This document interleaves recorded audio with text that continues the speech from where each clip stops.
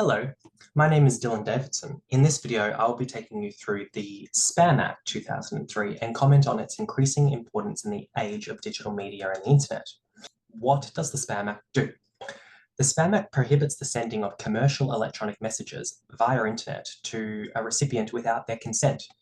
Email, SMS, multimedia message, instant messaging.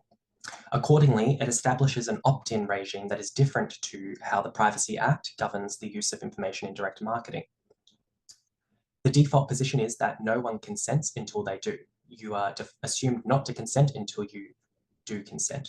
So a business cannot send you a commercial electronic marketing message under the Spam Act without your prior consent. That is what the Spam Act is aiming at. What are electronic messages? Well, an electronic message is any message sent with the aid of the internet to these nominated accounts: email, instant messaging. The Spam Act also imposes a jurisdictional requirement in that the sending account and the receiving account need to be Australian-based, a link to Australia. The Spam Act also further delineates electronic messages into commercial electronic messages, which are called CEMS, commercial electronic message, and designated commercial electronic message, or DCEMS. A commercial electronic message is an electronic message which contains commercial material. The Act, through Section 6, defines commercial material to include offering goods and services, advertising goods and services, promoting a business or promoting an investment opportunity, amongst other things.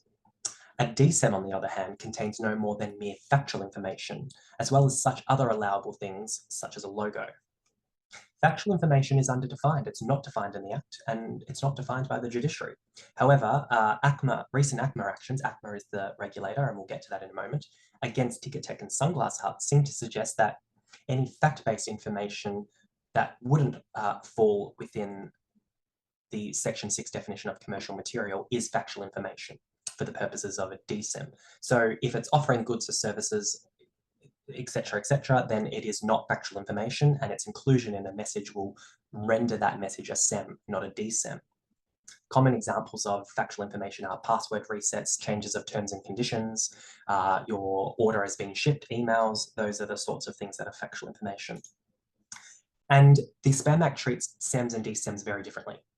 Under Section 16 is the key operative provision in the entire Act. The Act is very short. It contains only 47 sections and 3 short schedules. Section 16 makes it unlawful to send a commercial electronic message to a person, or to an account rather, without prior consent. Section 18 requires that all commercial electronic messages that are sent contain a functional unsubscribe facility. That is a means to withdraw consent easily at any time. The effect of Sections 16 and 18 is to prohibit the sending of CEMS without consent and without an unsubscribe facility. So that is how those two sections work together. DCEMS do not require consent, and they do not require to have an unsubscribe facility included in them. Section 17 requires that all CEMS and DCEMS, so all electronic messages, that they clearly and adequately identify the sender and provide the recipient with enough information to readily contact the sender. So that's also important. The key statutory purposes of the Spam Act is to prevent the sending of unrequested commercial messages. People do not want their inboxes flooded with marketing materials.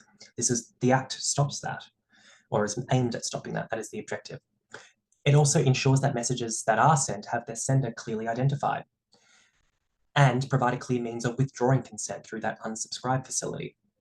The ACMA recently provided a really insightful sort of summary of what the mischief was that Parliament sought to redress back in 2003.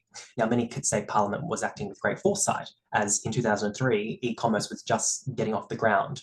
But what they said was unwanted marketing communications create distress, anxiety, and annoyance, key annoyance, for Australians. And depending on the type or product being marketed, can have significant impacts for people, including those in vulnerable circumstances. So the Spam Act is trying to keep your inbox tidy.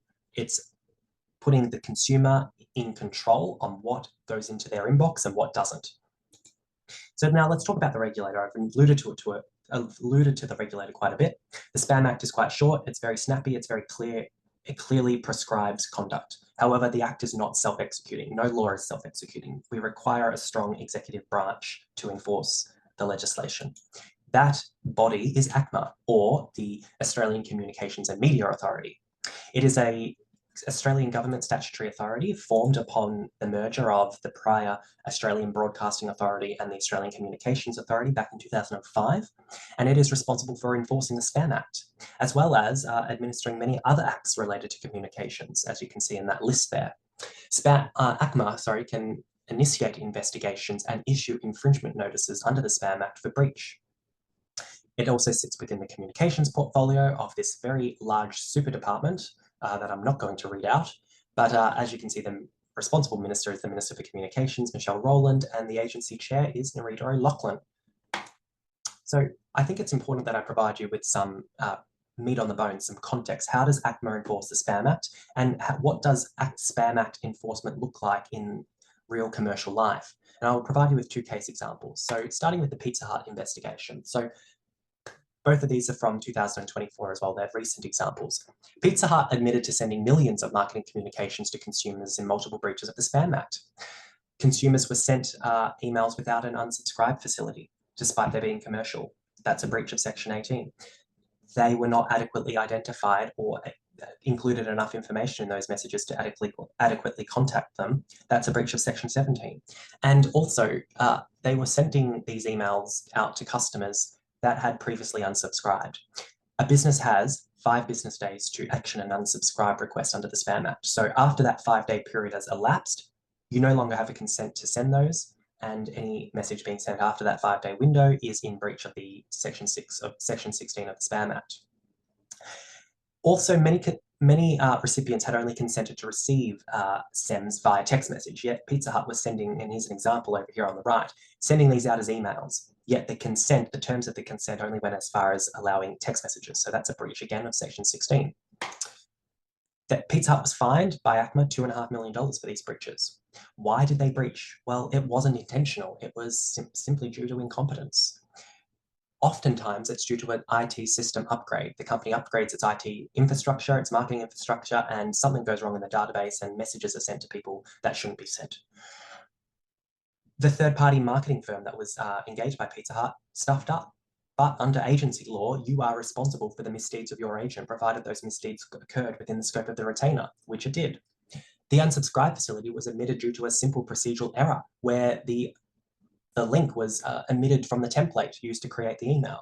This is common. If you're creating an email on Canva to send out as a marketing message, and you accidentally delete the field on that Canva document that contains your unsubscribe button, you're now in breach of Section 18 of the Spam Act. And just further human errors. One of the really powerful things that ACMA has up its sleeve is Section 38. ACMA can receive enforceable undertakings from businesses.